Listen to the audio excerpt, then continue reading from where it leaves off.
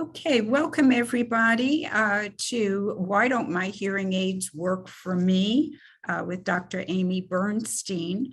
I am Sheila Budoff with Arlington County's 55 Plus program. I'm delighted that you could join us today.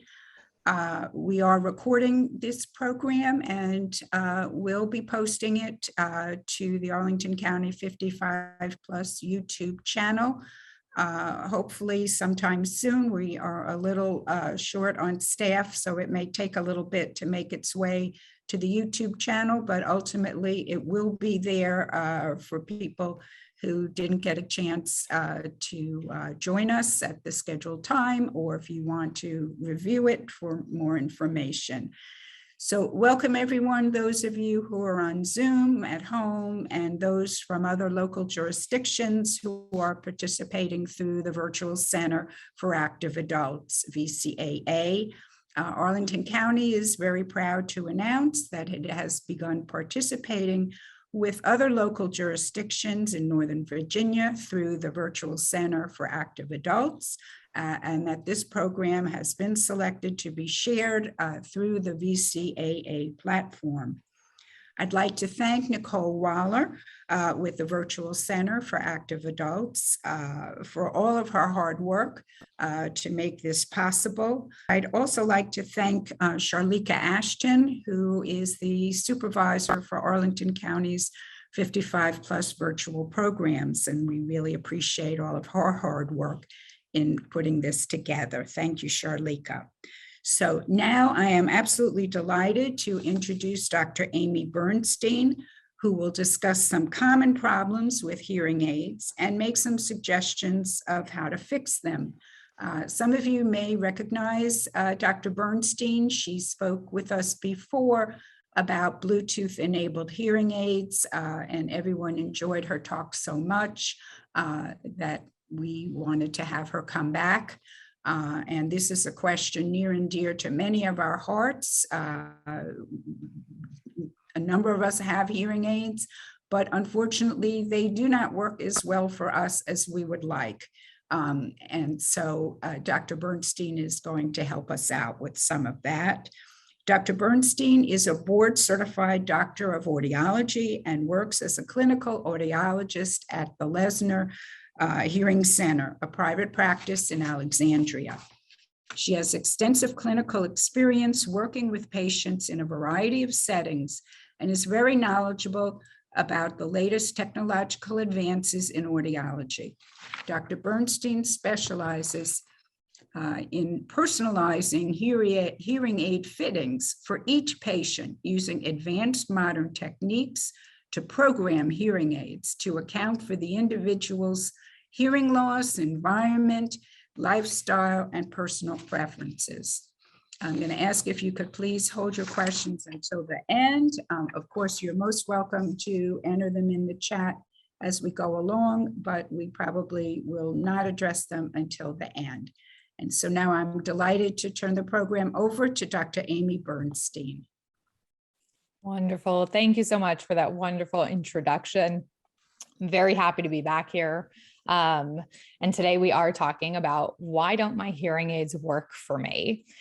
So specifically looking at different factors that affect successful or unsuccessful hearing aid outcomes and look at some solutions. So really what we're trying to do is get our hearing aids to work best for us and avoid in the drawer ITD hearing aids.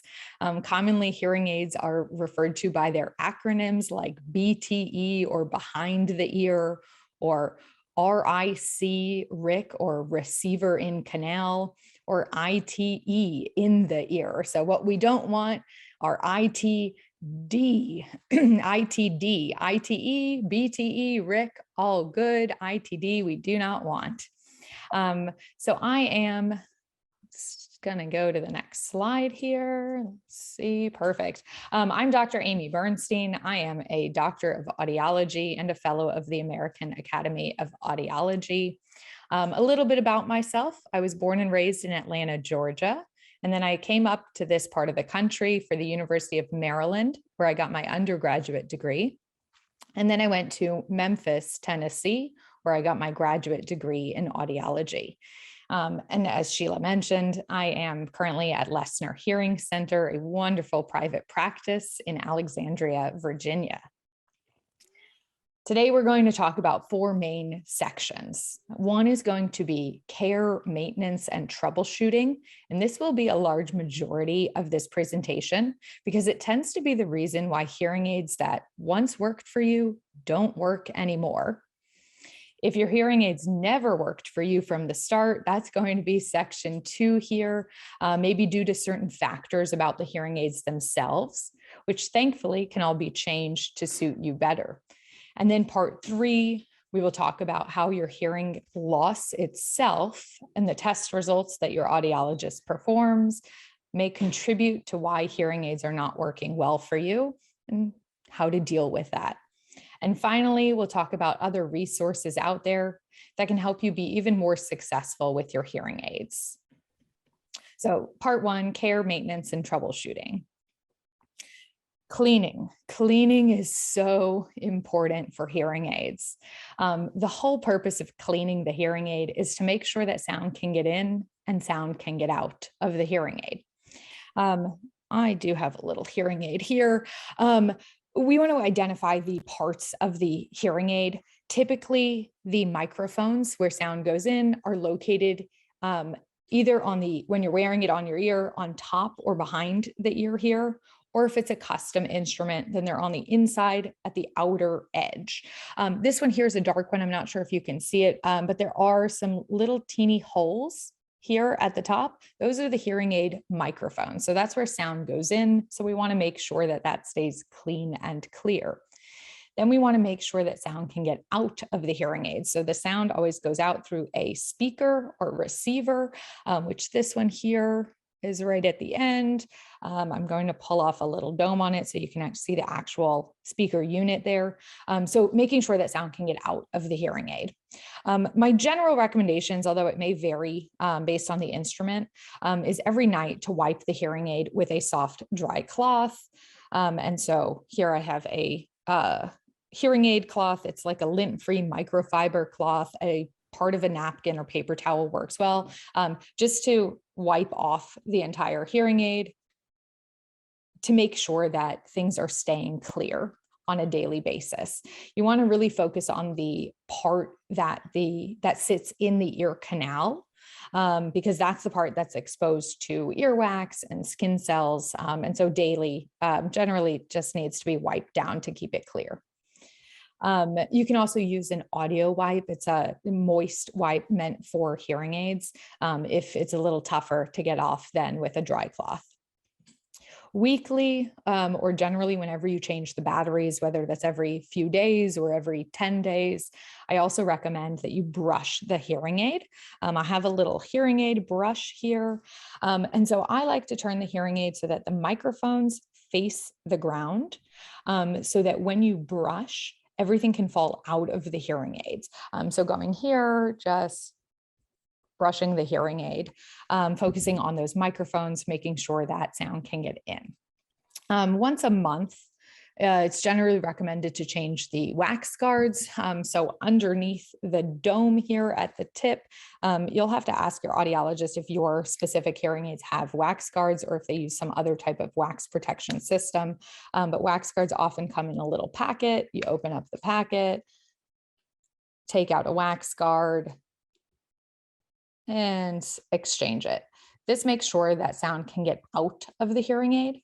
Doing this once a month just ensures that that port is staying clear of wax and debris. Generally, every 6 months, I recommend seeing your audiologist for a professional cleaning.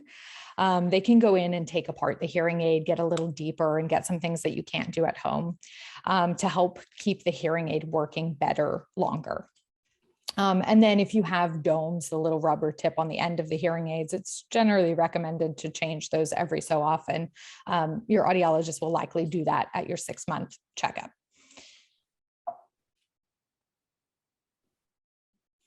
Batteries. So a few things about batteries here and why things might not work for you over time and how to get them to work a little better. We're seeing more and more rechargeable battery operated hearing aids. So I'm going to start there at the left here. Rechargeable batteries generally need to be charged every night. And on one full charge, they will last between 12 and 24 hours with new batteries. Rechargeable batteries degrade or deteriorate over time. Every time you charge them, it uses a charging cycle, and that battery life just gets a little shorter and shorter, which means as that battery life gets shorter and shorter, instead of lasting 12 to 24 hours, maybe it's lasting 11 to 23 hours and shorter and shorter. And then next thing you know, at the end of the night, it's 8 or 9 p.m. and you're still wearing your hearing aids and you hear the hearing aid battery low signal. And you're going, I didn't used to hear that. It's only 8 p.m. My hearing aid batteries used to last me much longer. Typically just an indication that the battery's worn down and needs to be replaced. Most often needs to be sent to the manufacturer for repair. And you can wear backup hearing aids or ask your audiologist for a loaner hearing aid if that needs to happen. I also recommend with all rechargeable batteries, when you're getting close to the end of your manufacturer's warranty, to have those batteries replaced so that when you go out of the warranty, you're starting off with new batteries. The actual life expectancy of the rechargeable battery itself ranges from about 2 to 5 years. With non-rechargeable batteries, these are zinc air hearing aid batteries. So they are composed of zinc and then air activates them. Check the expiration date. They really mean it. Batteries that are past their expiration date tend not to work very well. They'll die very quickly. Another consideration is looking at the voltage of the batteries. A 1.45 volt battery may have a little bit longer battery life than a 1.4 or lower volt battery. Another consideration is where you store these batteries. They come in a package that separates each battery from each other for a reason. They don't want you to shove them all together because they'll essentially discharge. So be sure to keep them either in their original packaging or another case that keeps them separated. You also want to store them in a dry room temperature place because batteries, like any other battery, don't like extreme temperatures. So don't store them in the fridge. Don't leave them in the glove box of a hot car. Keep them in normal temperatures. And then with these zinc air batteries, when you go to peel that sticker off, it'll expose the little holes at the top of the battery that allows air to flow into the battery. It's recommended to let air to flow in for about 1 minute before closing that battery door to turn the hearing aid on. And this will extend the battery life of the hearing aid, maybe by a day or two. So instead of getting 3 or 4 days, maybe you'll get 4 or 5 days out of the battery. If you're in a rush and you just put in a new battery and close the door, no worries. It just may shorten the life a tiny bit.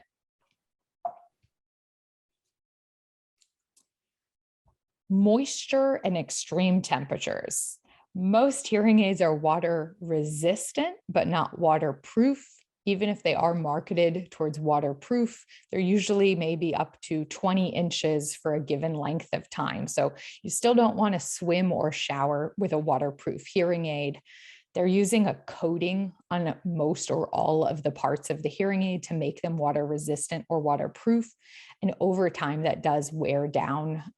They've estimated about 3 to 5 years on that waterproof coating. So again, at the end of the warranty, especially if it's a rechargeable waterproof hearing aid, have it sent off for repair to get everything redone, the battery replaced, so that when you go out of that warranty period, your hearing aid will continue to work well for you.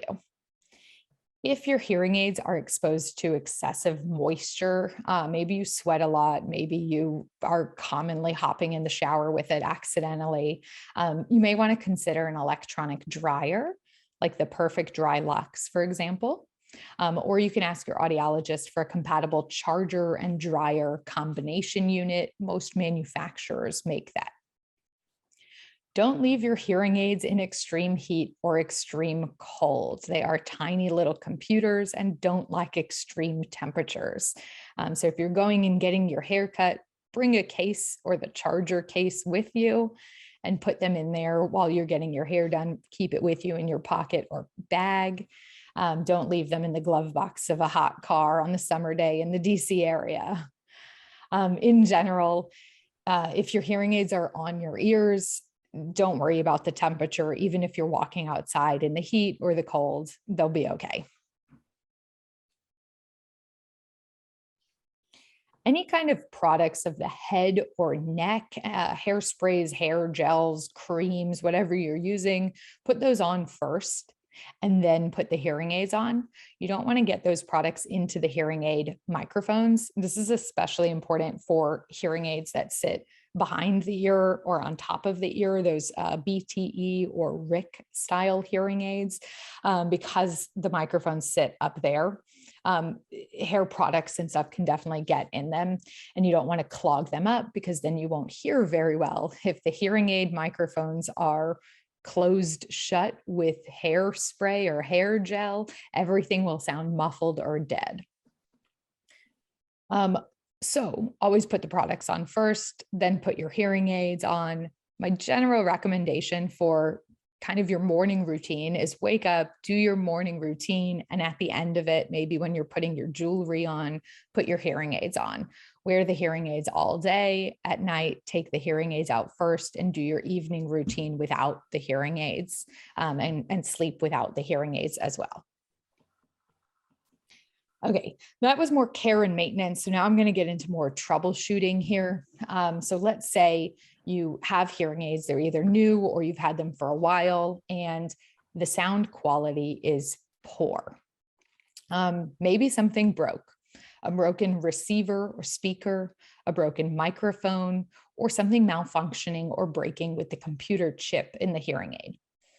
Bring it to your audiologist. Sometimes they can fix it in 3 minutes, get you in and out the door, and voila, a dead hearing aid is all of a sudden working perfectly again. Other times it's a little more complex. Maybe that computer chip is malfunctioning, and it needs to be sent to the manufacturer for repair. Talk to your audiologist about your repair warranty or repair fees and different options for warranties on that repair. Possibly programming. Maybe you're having a poor sound quality. Maybe they're new hearing aids and they haven't been quite fine-tuned and programmed for you yet. Hearing aids out of the box can be programmed billions of different ways. So talk to your audiologist about what's not sounding right to you. The more specific you can be, the better the audiologist can make changes for you. And maybe it's just time for new hearing aids. Perhaps you've had the hearing aids for a while and the hearing aids are just degrading over time. Maybe they need repair. Maybe they've been repaired, but things just aren't as good as you really want them to be. Fortunately, technology changes over time. So what you might have purchased 4, 5, 6 years ago is now non-existent, or obsolete is the word they'll use. Doesn't mean that you can't still use them, but they just might not be ideal anymore. So general time frame, technology typically improves significantly every 2 or 3 years. A lot of patients hold on to hearing aids a little bit longer and get new ones around that 4-year or 4 to 5 year mark. And the lifespan of most hearing aids is in the 5 to 7 range. It typically takes a repair or two to get them to last that long. Perhaps the issue is with your own voice, that you put the hearing aids on and you don't like the way your own voice sounds. Anytime we put something in the ears, even if I were to take my fingers and just close off my ears a little bit, my own voice sounds very different because I'm resonating in my head differently. If I close off my ears a little or I close off my ears a lot, wow, that sounds very different. And then your mouth is very close to your hearing aids. Your mouth and your ears are not that far apart from each other. And so your own voice is getting amplified through the hearing aids. The hearing aids are using a microphone and a speaker, and sometimes it sounds a little bit like a recording of your own voice, because you're hearing your own voice being processed through the microphone, sent to the speaker, sent to your ear. Things have definitely improved over time with the sound quality of your own voice. There's some things that we can do to help with the physical fit as far as how much of your ear is closed off versus not, but there are definitely trade-offs there. And then really important for your own voice is to wear the hearing aids. If you only wear the hearing aids for an hour or two a day, you'll never get used to how your own voice sounds with hearing aids. I'll often have patients come in, they first put hearing aids on and they say, wow, my own voice sounds so different with these hearing aids on. And then they wear the hearing aids at least 8 hours every day for a week or two. They come back at their follow-up and they say, yeah, now my own voice sounds really dull when I take my hearing aids out. It sounds so much better and sharper with my hearing aids on. And it's just a matter of time with that sometimes. Other times it may be a programming issue. Again, hearing aids can be programmed lots of different ways. So be specific as possible about what's not sounding right. Does your voice sound nasally? Does it sound tinny? Does it sound boomy or bassy? And your audiologist can make appropriate changes for you. Or maybe it may be time to consider some new hearing aids. Newer hearing aids have processing for your own voice, specifically Signias with their own voice processing. If your own voice is really a problem, that's a great tool that uses a digital computer algorithm that measures the timing it takes for your own voice until your hearing aids hear it, and it'll bring that sound down a little bit. Maybe you're experiencing excessive feedback or a squealing sound. Feedback is caused by amplified sound. So sound goes into a hearing aid, it's made louder, it's sent to the ear. That amplified sound leaks out of the ear and gets picked up by the hearing aid a second time. Sometimes that can be caused by physical fit. Maybe there's earwax in your ear causing that sound to bounce out prematurely, and that just needs to be taken care of. Or maybe it's the physical fit of the hearing aids. Maybe you need to push them in your ear a little bit further so that everything stays in the ear better. Or maybe you need to work with your audiologist on the physical parts of the hearing aid, that little dome or any custom-made earpieces or custom hearing aids in your ear to make sure that it has a better seal or a smaller vent so that less sound leaks out. Or perhaps it's a programming issue. Every hearing aid has a feedback algorithm or feedback test in it that your audiologist, depending on the manufacturer, sometimes runs or sometimes doesn't run. And so just talk to them and say, hey, is there something that we can do to make this better? And volume is another consideration with feedback or squealing. If you turn the volume way up on your hearing aids, you're amplifying the sounds greater, and that sound is more likely to leak out and get picked up by the hearing aids again. I don't want people just bringing their hearing aids way down so that they can't hear just to avoid feedback. That means that something's wrong and you need to talk to your audiologist. But just to keep in mind, volume does play a role there. Telephone. Perhaps you're having difficulty hearing on the telephone. Placement of the phone is huge.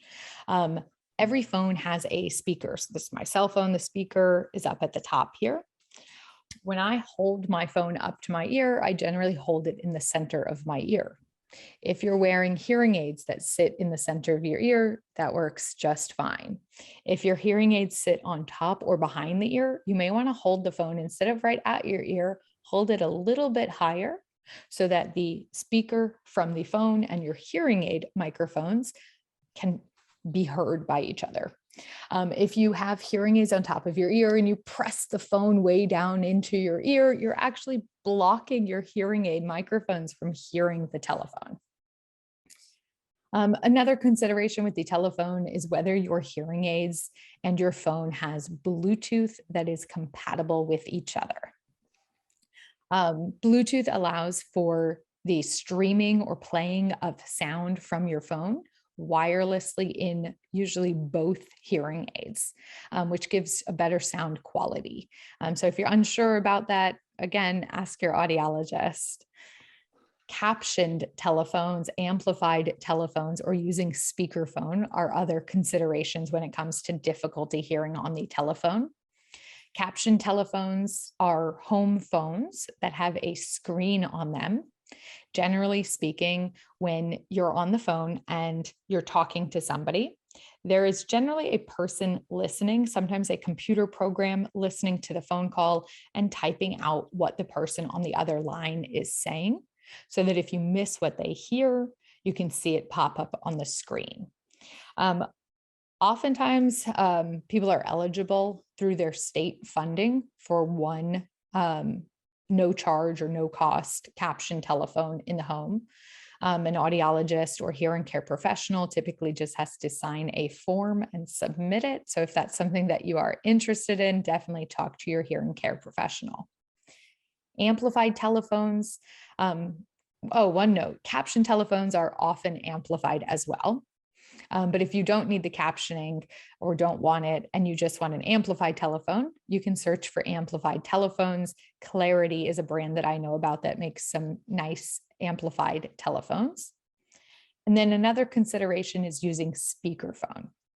There's some pros and cons of speakerphone.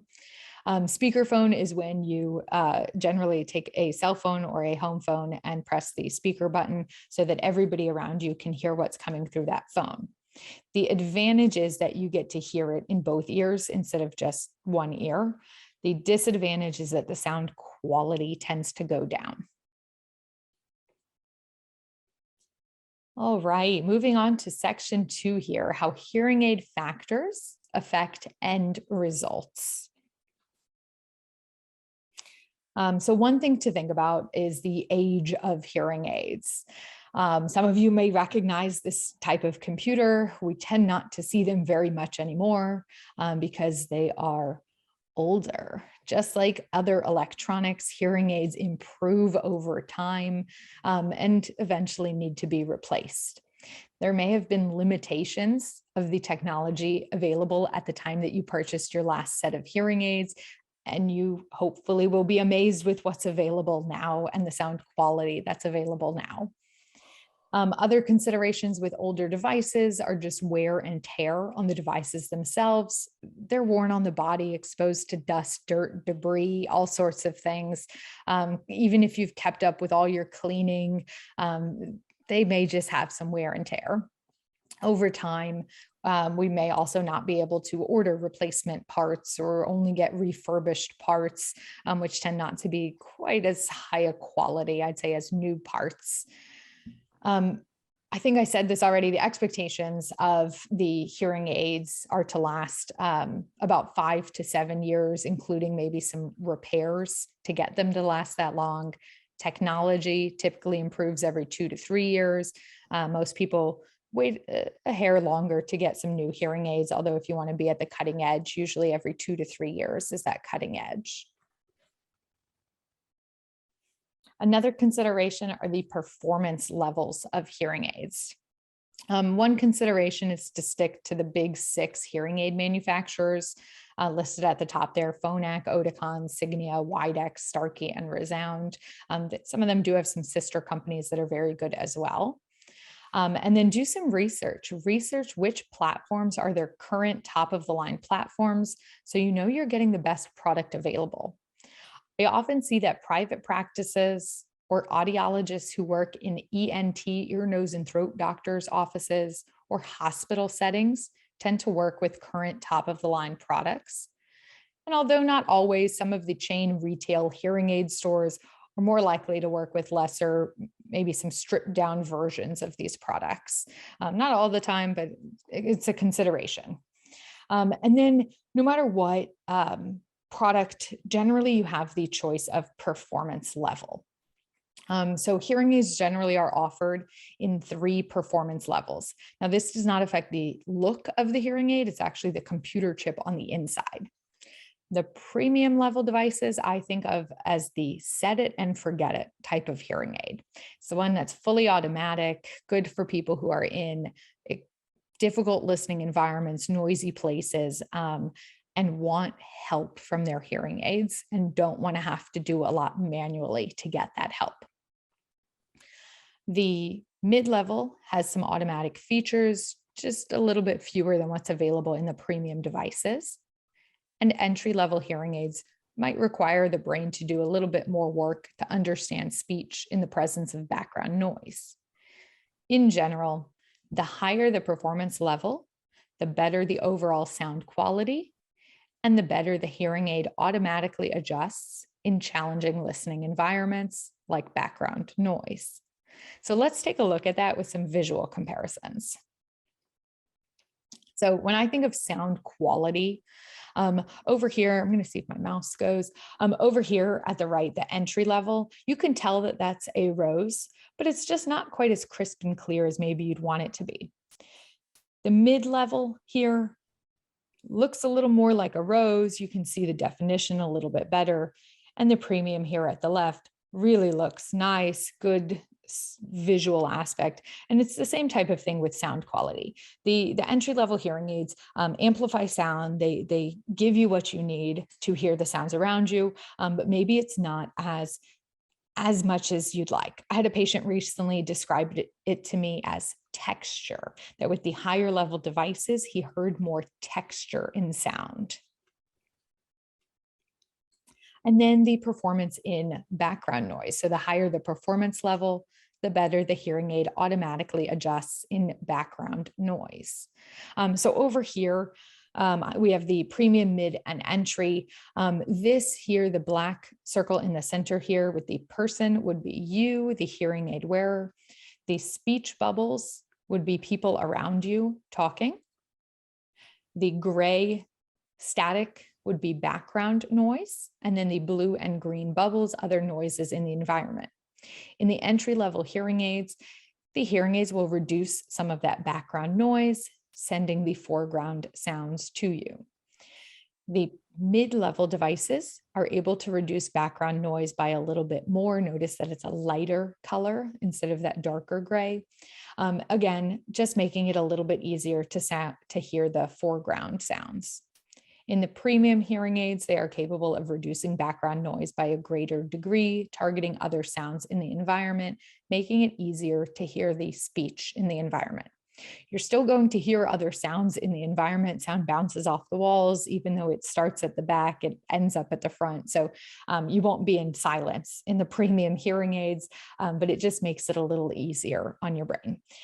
So when I think about performance levels, I want to think about how often my patient is in complex listening environments, that they're not in quiet. Are they going to a dining hall, restaurants? Do they get together with family or friends, social gatherings, or get coffee with a couple of people every so often? So how often they're in those complex environments and how well they want to hear in those environments. But rest assured, even if your budget does not allow you to purchase the best hearing aids, those premium level ones, you can still be very successful with more basic hearing aids. In 2016, University of Memphis, my alma mater, published an article which concluded that when fitted using scientifically based practices, both premium and basic feature hearing aids are capable of providing considerable but essentially equivalent improvements to speech understanding and listening effort in daily life for this population. So they did test a certain population, and this is why I always emphasize service over products. Although better products do make it easier to get better results, we can still get good results with lesser products because we're generally not working with anything bad. A good audiologist can help you be successful with the hearing aid that best fits your budget and your lifestyle that you think is most appropriate for you. So my recommendation is to find a patient and compassionate audiologist who uses scientifically based fitting methods like real ear measures, which I will get into in the next slide, and who is willing to walk you through each step of the process to help you get the most out of whatever hearing aids you choose. So programming with the scientifically based methods, I am a big advocate of real ear measures. They are also called probe microphone measures or live speech mapping. What it means is that we take a small tube that's connected to a microphone and put the tube in the ear close to the eardrum, and then put your hearing aid on top.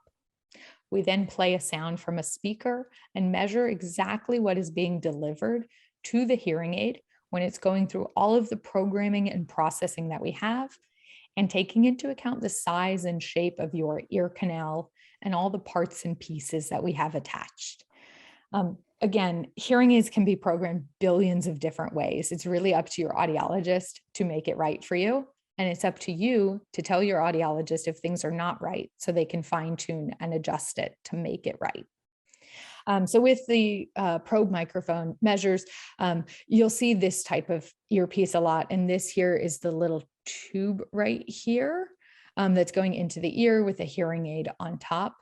And then this here is a microphone that's measuring the outer sound. And then the microphone up here where this red is going into is measuring the sound in the ear canal so that we know exactly what's being delivered. You'll often see an image like this up on the screen. This is showing the left ear and the right ear. The graph goes from low pitch to high pitch sounds across the bottom, and then very soft sounds to very loud sounds from bottom to top here. The hearing loss would be these blue X's for the left ear or the red circles for the right ear. These marks here show the target. So where should sound be based on whatever prescription is being used, based on your hearing loss, so those hearing test results. The green line here, the thick one in the center, is the average of the sound that's actually being delivered to the ear as measured by the tube down at the eardrum. It is ideal for this green dark line to go through the green targets like it is here in the center here, going through those targets here. So in this graph here, I think there's maybe a little room for improvement here at the bottom with these lower pitch or lower frequency sounds to get more of a roundness and fullness. And in these high pitches here, depending on the hearing aid, perhaps it can come up just a little bit there to get a little more crispness in sound overall in this left ear. And I think there's a similar pattern here in the right ear. Maybe this could come up a little bit more here and a little bit more here. It depends on all the parts and trade-offs, and that's something that your audiologist works with you on. Physical fit of the hearing aids is huge. If hearing aids are not comfortable physically, who would ever want to wear them for 8 or 12 hours every day? So the parts chosen for the hearing aids or the parts custom made for the hearing aids are very important. Work with your audiologist. If something doesn't feel right, tell them. In general, for the behind the ear or receiver and canal hearing aids that have these wires on them, the wires come in different lengths. And so if the wire or the tubing was cut too long, perhaps the hearing aid's flopping off the top of your ear, that it's just not physically fitting right and it needs to be shortened. Or perhaps the wire's too short and it's digging into the top of your ear or pulling the earpiece out of the ear, so it's just constantly popping out. Talk to your audiologist about getting those wires or tubing replaced or cut to a different length. Another consideration with physical fit is to be sure that you're not twisting any wires or tubing when you put them in your ears. They are designed to go one way. If you take it and then you twist it up and go in a circle, it's going to try to pull out of your ear instead of just sitting naturally. If something doesn't feel right, say something. Be sure that you've been taught how to put it in your ears. I've had patients come in and say, hey, I just want to sit down with you and make sure that I'm getting these in my ears all the way. Great. We'll spend 10 or 20 minutes just taking it in and out of the ear. Because physical fit is so important for sound quality, for comfort, honestly, for reducing feedback, lots of elements there. And then most basically, be sure that you're putting the correct hearing aid in the correct ear. The ears both go inward. your ear canals go towards your nose. So you can't switch it. It wouldn't make sense. So make sure that you're getting them in the correct ears. Audiology globally, universally, to my knowledge, codes things where red is right and blue is what's left. So look for those little color markers on your hearing aids. Find the parts that have maybe some red on them, indicating that they are a right ear, or some blue indicating that they are a left ear. All right, wearing your hearing aids. This is a must. You must wear the hearing aids to get acclimated to them. Nothing replaces natural, normal hearing. Hearing aids are using a microphone and a speaker, and sometimes it can sound like they're using a microphone and a speaker. When things are programmed right and you're getting good benefit, the benefits far outweigh any drawbacks. The more you wear them, the faster your brain adjusts to the sound and the better you end up doing with them. Really important to wear the hearing aids even when you're alone at home in quiet, so that your brain has the chance to get used to hearing all those soft sounds of life, the footsteps on the ground, crinkling of paper, things like that. So that when you go into those busy restaurants or those noisy environments, the family gatherings or gatherings with friends, your brain's already used to hearing through hearing aids. It's used to hearing the small, soft sounds of life and actually filtering them out, so that when you go into this busy environment, you can focus on speech and things that you really want to hear. And your brain's already used to filtering things out without just being bombarded all at once with all these sounds. Another consideration and reason to really wear your hearing aids is because there is a positive correlation with cognitive decline, things like Alzheimer's and dementia, and untreated hearing loss. Even with a mild hearing loss. So wear your hearing aids when you have hearing loss. We do see the opposite effect. So when hearing aids are worn, properly fit, at least 8 hours every day, that correlation with the cognitive decline goes down. Follow-up visits. Follow-up visits are huge, especially with new hearing aids, also with existing hearing aids. So this is an absolute must. If you have just been fit with hearing aids and then you never see your audiologist again, you're probably not getting the most out of your hearing aids. Everyone is unique. How your brain interprets sound is different from anybody else. I can have 2 patients who have the same results on their hearing tests, but they have different preferences and their brain interprets things differently and their ears physically are different. So no 2 hearing aids will ever be programmed exactly the same. Communicate with your audiologist, let them know how things are going, how things sound to you, what sounds good and what sounds bad, so that they can make changes to make them better for you. Discuss areas of difficulty, even if they're minor. Let your audiologist know, because they can't possibly teach you everything that they know in 1 or 2 hours or even 3 or 4 hours. So sit down with them, pick their brain, see what they have to say about different situations, to help you get the most out of your hearing aids. So ask questions, ask more questions. That will help you get the most out of your hearing aids. Follow-up visits. So a computer program, in theory, could program hearing aids just plugging in numbers. An audiologist is who's valuable to verify that the computer has actually calculated that program properly, which I find rarely to be the case, and that your preferences and experiences are taken into account. That's never happens with a computer, to fine-tune your hearing aids to make them work better for you. So follow-up visits make the biggest difference between successful and unsuccessful long-term hearing aid use. So show up for your follow-up appointments, schedule them. Even if things are seemingly going very well, it's still good to show up to your appointments, because your audiologist may want to teach you things like troubleshooting or further cleaning, practice cleaning, so that when things go wrong, you're enabled with tools to fix things at home before you have to go running to them. And then follow-up visits with existing hearing aids. Generally speaking, most audiologists like to see their patients every 6 months for a deep cleaning of the hearing aids so that we can keep them working better longer. Hearing aids live on the body, exposed to dust, debris, moisture, skin cells, hair oils and products, earwax. All of that takes a toll on the hearing aids.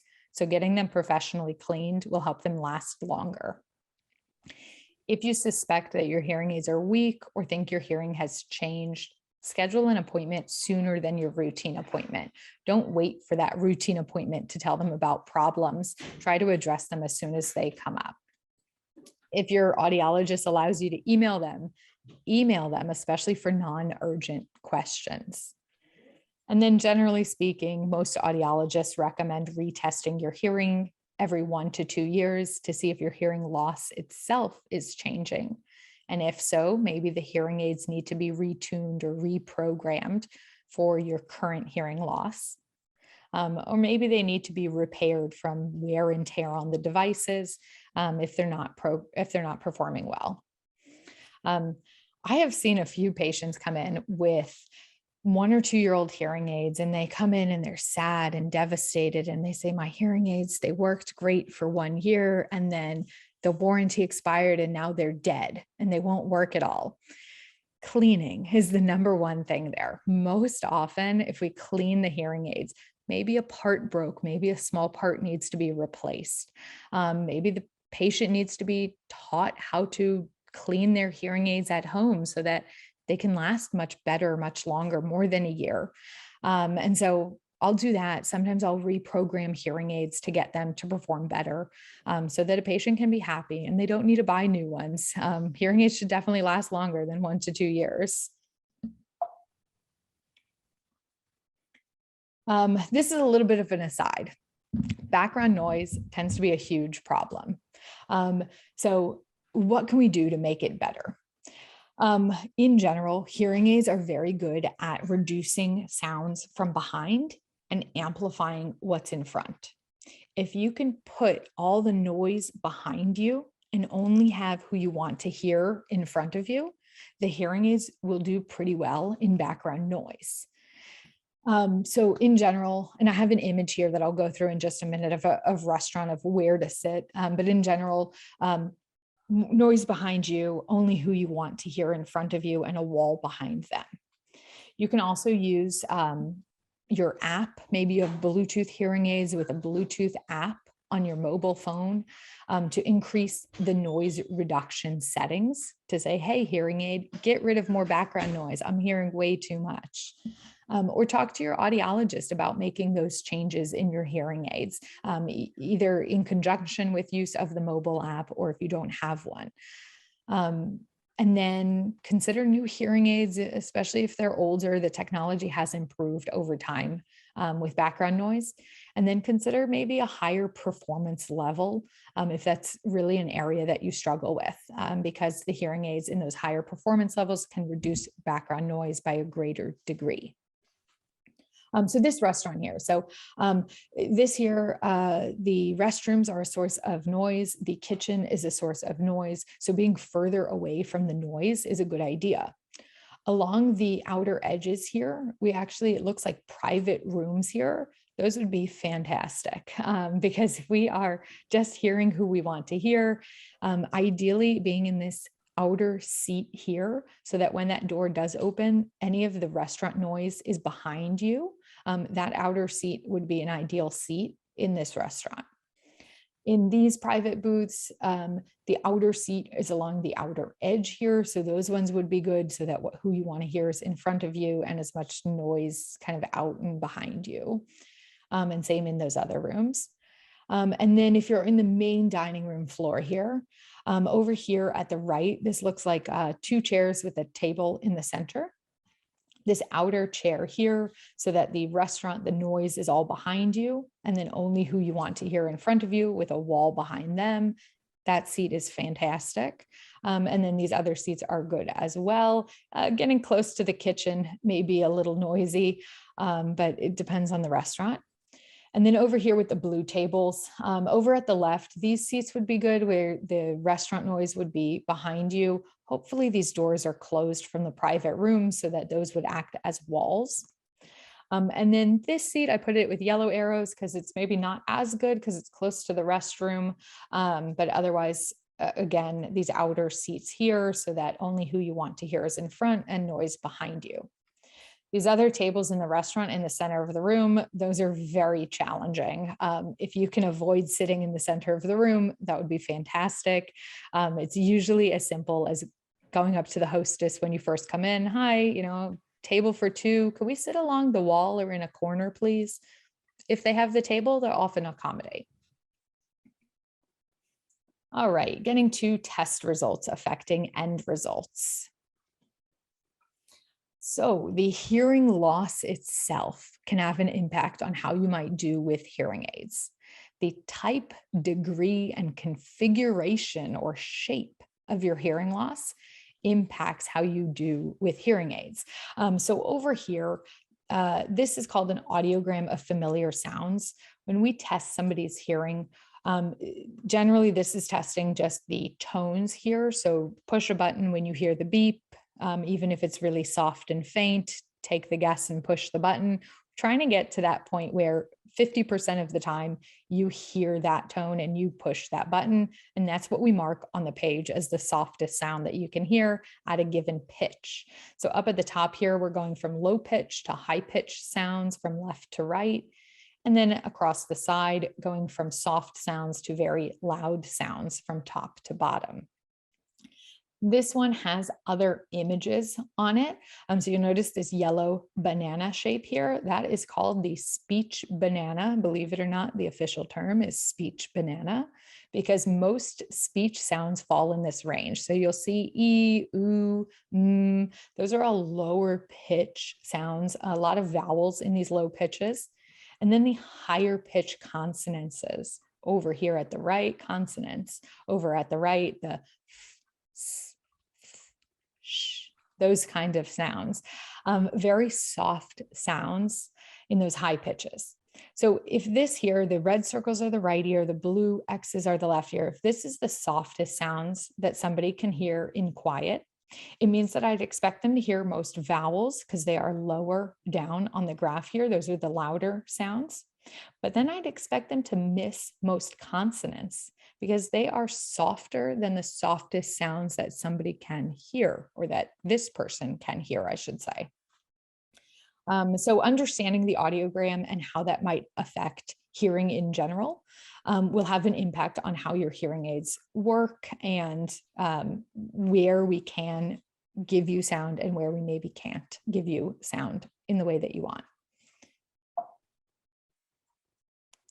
So first is the type of hearing loss. So plot it on that graph or ask your audiologist or read the report. What type of hearing loss do you have? Conductive hearing loss, sensory neural hearing loss, or mixed hearing loss are the three classifications. A conductive hearing loss is when something's wrong with the outer or middle part of the ear, the middle ear, something like an ear infection or something physical in the ear, cotton in the ear, earwax in the ear, something like that. So this is often treated with medical intervention. Take out the earwax, take out the cotton, treat the ear infection.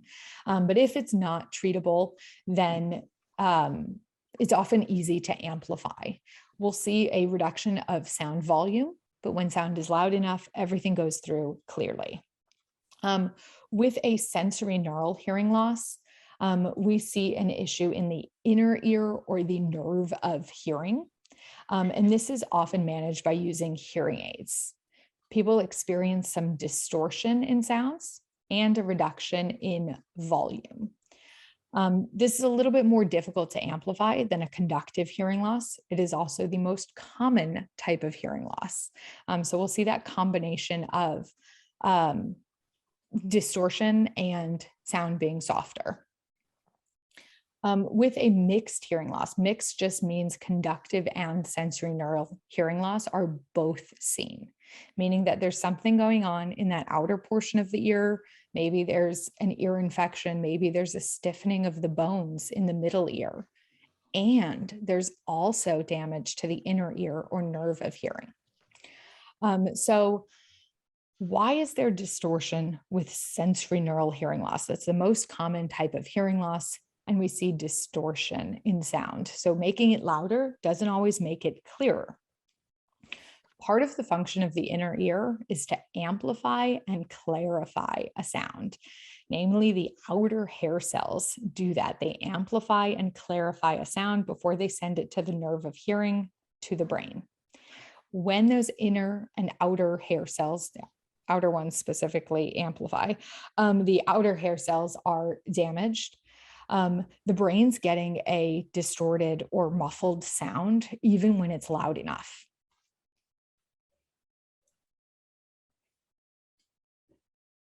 One other note on this with type of hearing loss, hearing aids cannot restore the function of your inner ear. They're using other methods like reducing background noise to make the desired signal easier to hear. So the more background noise you can get rid of, the more it's like a quiet environment, the easier it will be for your brain to interpret things.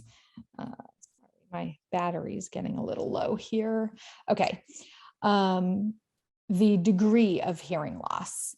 This refers to the severity of the loss. A very mild hearing loss is often a small adjustment to go from the hearing loss to normal hearing. But as the degree gets worse, there's a bigger gap between what is your hearing loss and what is normal hearing. So in general, on that audiogram, if we actually go back to that really quickly, you'll see at the left here different numbers here, generally ranging from 0 till about 120. And so those have different classifications. So if we're starting at 0, or in this case, -10 to 15 is generally considered normal. There is a classification here for children that's called slight hearing loss from 16 to 25 decibels. So generally for adults, we'll say that anything 25 decibels or less is normal hearing. Some people also use 20 decibels or less for normal hearing.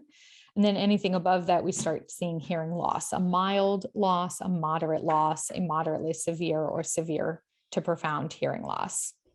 And then, thank you so much. And then this affects how you might do. Somebody who has a very mild hearing loss that's not very different from normal has a very small adjustment for their brain to make. And so the hearing aids add a little boost, and it's very easy to adjust to. When there's more significant hearing loss, it's more difficult for somebody to hear and understand things, and it's a greater gap between the hearing loss and normal hearing. The configuration, the shape of the hearing loss can have a big impact on how you might do with hearing aids. Certain shapes are very easy to correct for, others are much more challenging. So over here at the right, we have circles, so we have a right ear. This here is going to be a flat loss, meaning that all across the frequencies, they're all about the same. At the right top there, we have a sloping loss, something that gets a little worse as we go to the higher pitches. This one here might be called a steeply sloping, where it gets significantly worse. We start off normal and then go to profound hearing loss rather quickly. This one here is a rising hearing loss, where the hearing loss is in the low pitches, but then comes the high pitches, the hearing is normal. This one here is called a cookie bite. And then this one here at the bottom right, often called a noise notch, or they'll call it a high frequency noise induced. So you'll see it with some different terms. So depending on the loss, some hearing aids are very easy to just plug it in and give you the sound. Other ones are a little more complex, especially these rising ones or these cookie bite ones, because if you just give the sounds in the center there, it's actually missing things, or it's covering up other sounds that we want to hear. So it takes a little bit more care and a little bit more follow-up generally to get people very successful with hearing loss when they have different shape or configurations of their loss. And then how you do on other tests. So word recognition tests or speech discrimination tests. And what is your cognition, your brain function? Ears send sound to the brain. The brain is what's ultimately making sense out of what we hear. So the word recognition test, your audiologist will often say the word, and then say a word. Say the word mill, say the word hush, and you repeat those words back to them. What we're looking for is in quiet, if sound is loud enough, can you hear it? Or is there a lot of distortion that makes it still hard to hear? And then your cognitive ability and speed of processing. Even if a sound's coming in clearly, can your brain handle it? You may, if you struggle with that, you may want to work with a neurologist, perhaps. You may want to practice some active listening.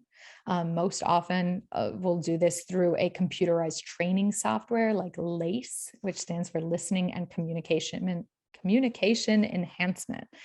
So to just work on interpreting sounds, particularly in background noise.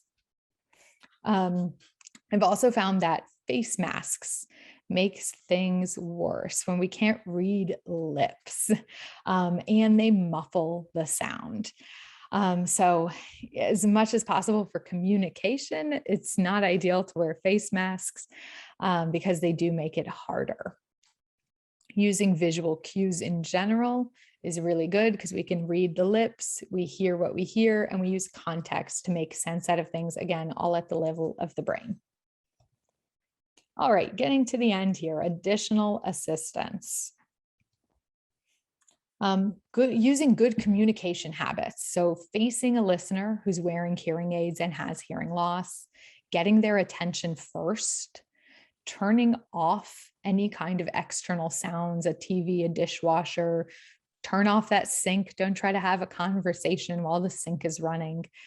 Keep your hands away from your face. If you talk like this, it's a lot harder. If you talk with your hands in front of your face, it's a lot harder to understand people. And use a full voice with good breath support. Don't shout, don't yell, but just speak in a full voice. Pause here or there so that somebody has time to interpret what's being said before they move on to the next sentence. And keep light on the face. So when you're talking to somebody, you want their face to have lighting so that you can see it and see the visual cues. And review these tips every day because inevitably we all forget things. Taking advantage of technology. There are wireless connections between hearing aids and other devices. Most modern hearing aids wirelessly talk to each other. So they figure out where sound is coming from, if it's coming from the right or the left, and they use that information to help focus on within background noise. And then they can talk to other devices as well, like televisions, mobile phones, tablets, computers, or use a telecoil, also called a hearing loop, which is often seen in theaters or places of worship and some public venues. Talk to your audiologist about what a telecoil is specifically, but basically anything up on stage can be played in the hearing aids wirelessly, which then reduces the interference of background noise and improves sound quality. This type of wireless connections and communications are typically available in all performance levels of hearing aids. And then using other accessories, other assistive listening devices. Captioning can be huge. I found, especially with face masks recently, that more people need captioning. They need it in text. So using TV captions or subtitles, using captioned telephones, for example, CapTel or Caption Call, using captioned mobile phone apps. So there are applications or apps to download on a cell phone so that phone calls through the cell phone can come up in text. These often use computerized programs. InnoCaption, Phonak, My Call to Text, or Olelo are three that I know about. Mobile phone apps to caption live speech. So if you are talking to somebody, maybe you're at your doctor's office and wearing a face mask and you're going, gosh, I can't understand my doctor well. See if they'll allow you to use your mobile phone to caption or transcribe the live speech. Apps like Ava, Otter, or Live Transcribe by Google. If you're at a computer, you can often caption live speech on a website. Webcaptioner.com is one that I like to use commonly. And I got an email about this recently and I haven't tried it yet, but Google Chrome, the web browser Google Chrome, apparently has a live caption aspect as well. If you search it on the web, you should find information on it. And using remote microphones like the Roger systems. The Roger systems are shown here, the Roger On and the Roger Select, or other remote microphones like that one right there. Basically takes the sound. If you point one of these devices at somebody who you want to hear, it'll amplify that sound. So it's like they're talking into a microphone and then it sends it right to your ears. And this reduces background noise. Again, just making it easier to hear the desired signal. And then a few closing thoughts here. One thing to note is to really value, preserve your hearing. So value your hearing, your sense of hearing, preserve it, protect it when you are exposed to excessively loud sounds, and take action if your hearing changes. Keep in mind that other people may notice a hearing loss before you do. It generally happens very gradually, and so it's hard to recognize. So listen to your friends. If they say that you need a hearing test, believe them and get a hearing test. If you live in the area, give us a call and we'll get you scheduled. If you have hearing aids and it's just been a while since you had a hearing test, it's a good idea to get an up-to-date hearing test as well. Here are some testimonials from some people at our office. So I'll read these through. Lesner Hearing Center has allowed me to participate in life rather than just smile and nod. The staff knows what they're doing, and most important, they listen to those who can't hear. Thank you, thank you.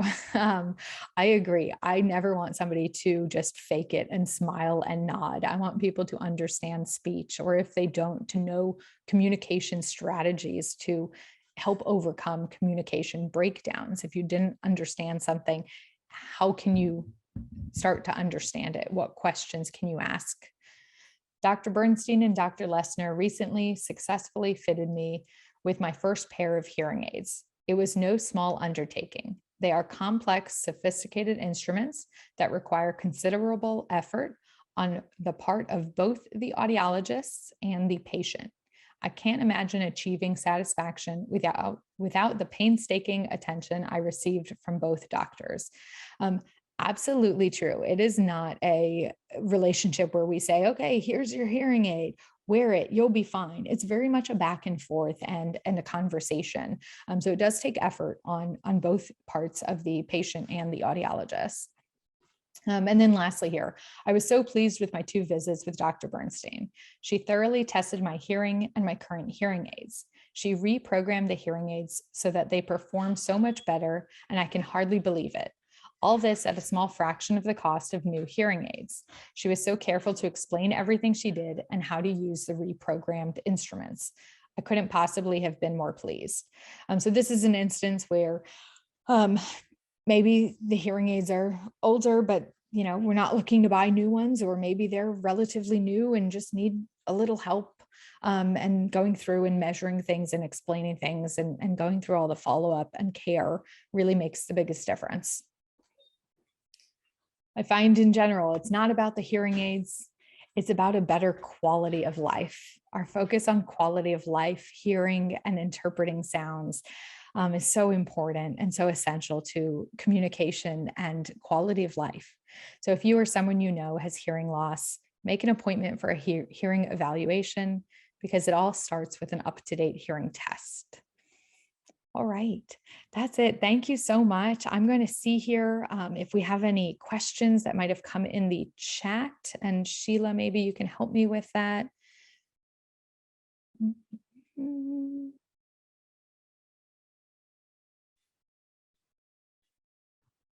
Yeah, I don't see any in the and ask your question. We'd appreciate it. Don't be shy. We've gone over, but we can take a minute or two to have some questions. It's what it's about. We want to hear from you.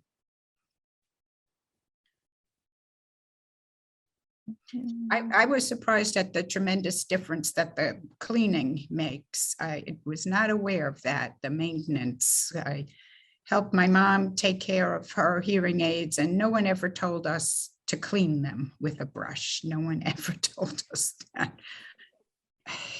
Yes, that is They had told us that. huge. Yeah. Yep. That is why I spent a good deal of time on that here. Really important. We never heard that. Does anyone have a question? You turn on your video, raise your hand, use the raise hand function in Zoom, or just unmute yourself and ask. I guess not. Going once, twice, 3 times. Okay.